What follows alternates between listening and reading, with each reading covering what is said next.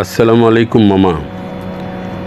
দুবিঘে জমি রবীন্দ্রনাথ ঠাকুরের যে কবিতাটি আপনি পাঠ করতে বলেছিলেন, সেটা আপনাকে উপহার স্বরূপ আমি কিছুটা পাঠ করছি।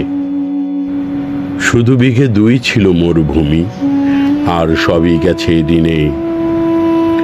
বাবু বলিলেন, বুঝেছ উপেন, এই জমি লইব কিনে। কহিলাম আমি, তুমি ভূমি স্বামী, ভূমির অন্ত নাই।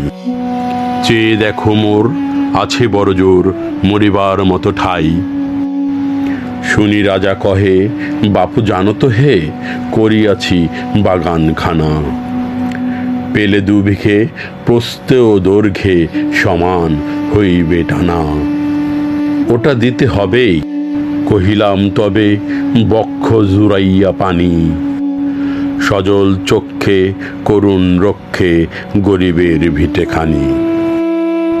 মামা, আপনাকে এতটুকুই আজকে উপহার দিতে পারলাম, বাকিটা হয়তো কোনো একদিন দিব। ধন্যবাদ মামা।